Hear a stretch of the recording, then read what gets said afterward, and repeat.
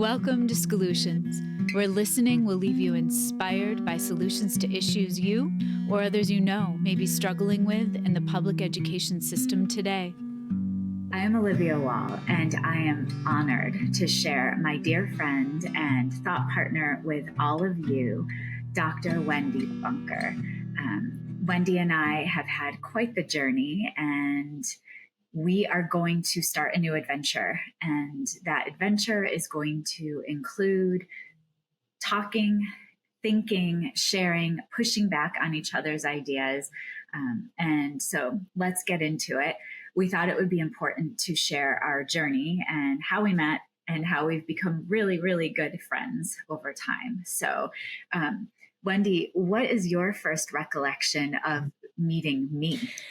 My first recollection is not meeting you, but sitting in a professional development that you were providing in a district where I live. And then it was, several years. I'd say at least 5 years before I actually met you. And so I was predisposed to think, wow.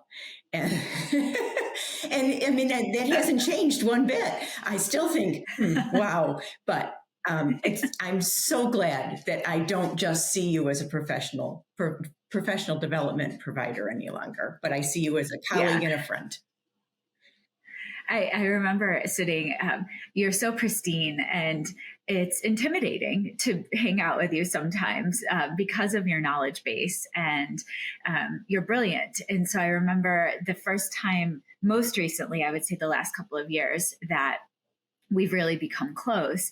We were sitting in a room together, and I thought, oh my gosh, I am so out of my league in this room. I don't know whether it's imposter syndrome or what it's called, but I remember sitting with Chris Tavani, Sam Bennett, you in a room, and we were thrown a research document that was, I think, 35 pages. And we, as instructional coaches, district coaches, we were basically told, we need to go jump into classrooms and use the research to name what we see and hear. And I thought, I am so overwhelmed. I can't do this, but I didn't want to let anyone know how overwhelmed I was. And I eventually confided in you that I was really overwhelmed, and you shared you felt the same way. Yes. So I knew I had a kindred spirit. Precisely.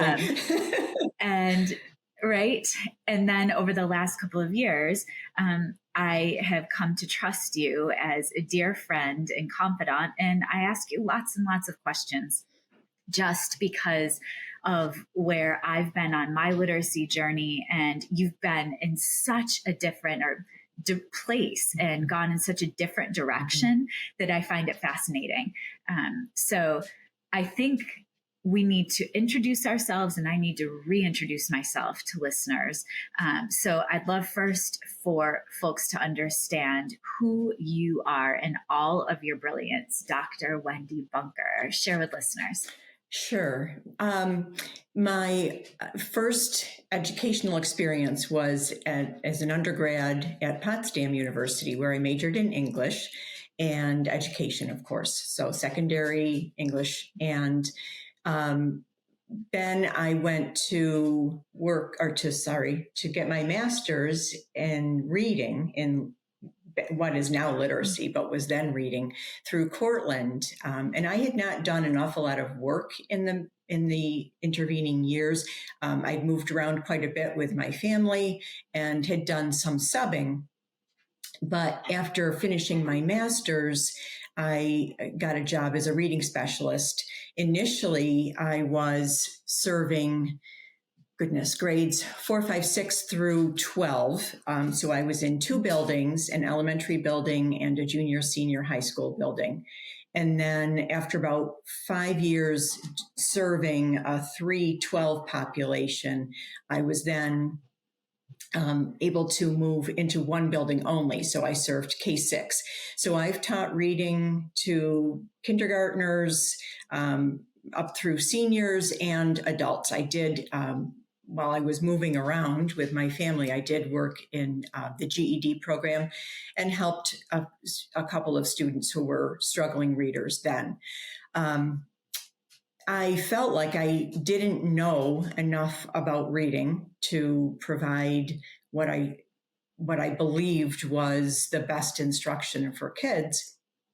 So after 10 years as a reading specialist in that district, I decided to go back to school. So I went to Syracuse University. I have my doctorate in what is now literacy. And that was a really mind-blowing and amazing experience. And I wouldn't have traded it. It was hard work, but I wouldn't have traded it for anything. So I did delve into higher ed as a full-time teacher and as an adjunct, and then came happily to another district near me, and I served as a 7 through 12 reading specialist in a rural district, which was probably one of my very favorite jobs. And after a time, saw that that job might not continue because of funding and things like that. Special education teachers are able to provide that sort of instruction. So with the handwriting on the wall and a job open at BOCES, which is a Board of Cooperative Educational Services here in New York, I took an open position as a curriculum specialist 10 years ago now. And that's been fun, a lot of fun.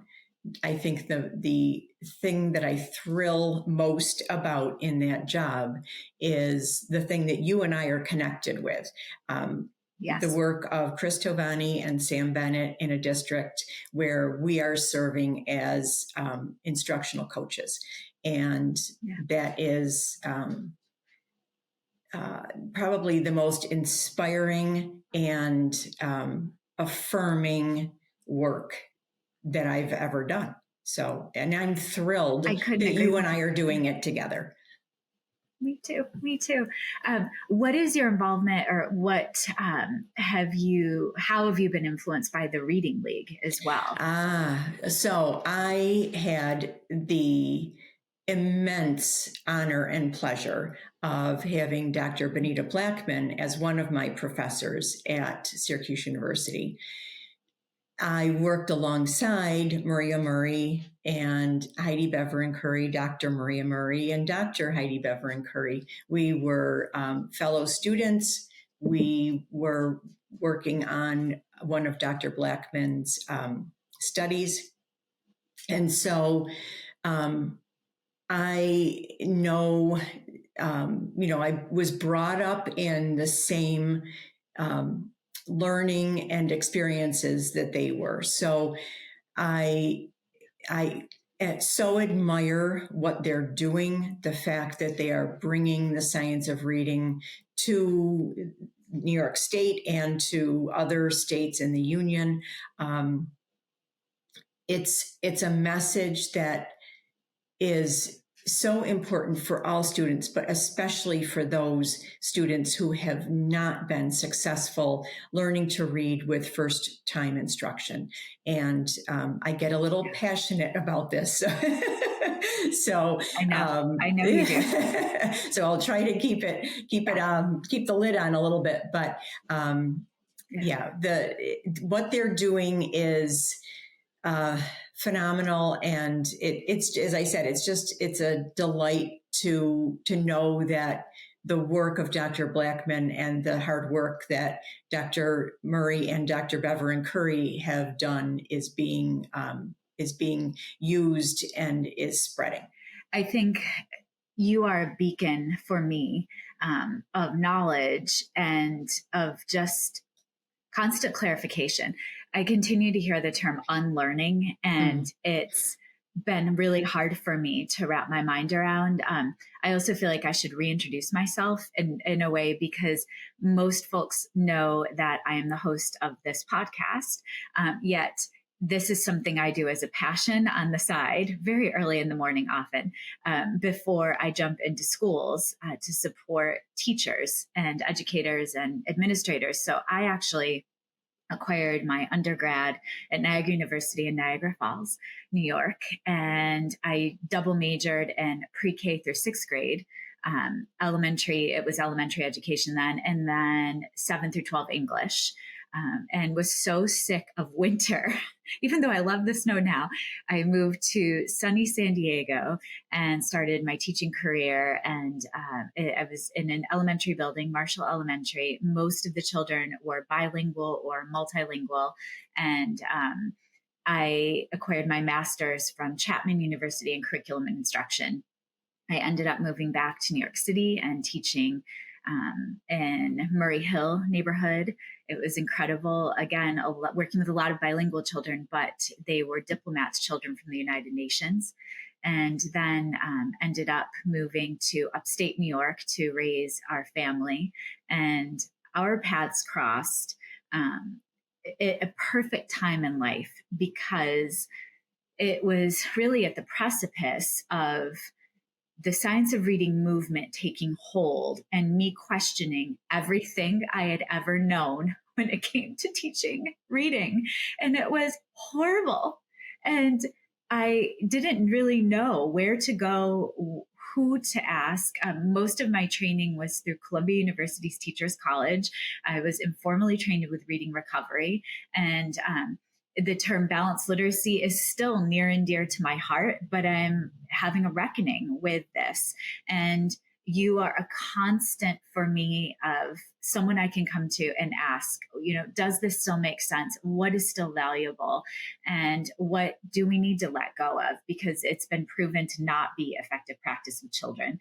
And I think that is what I'm most excited about in the future of this adventure we're embarking upon. Every other Monday, we are going to release a quick conversation for listeners, 10, 15 minutes max. We're going to pick a topic that is something we're seeing as coaches, something that's in the news, and we're going to stay laser line focused on that topic and flesh it out together. We are going to push back on each other's thinking with kindness. I am tired of the term reading wars. It doesn't need to be a war. And we won't always agree, and I'm okay with that too. But I am really just honored to be on this journey with you, to have you as a thought partner. And I'm excited. That I think is the goal of what we're going to start putting out there into the world together. So yay.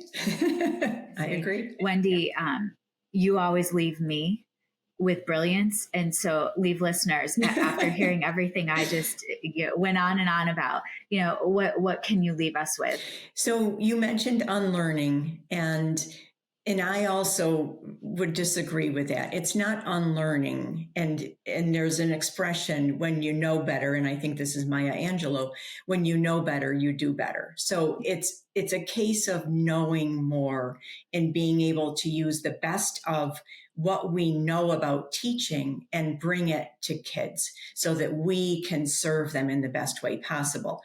There is, at core of whole language, phonics, whatever camp you land in, the goal of bringing kids to reading and filling their lives with text that helps them become better humans. And really, that's what it's all about. And the way we get there is worth discussing, but certainly not worth having explosions over. It would be great to come together in consensus, but we all bring knowledge and gifts that can be harnessed and used in ways that are the best for kids. That's why I love you, Wendy.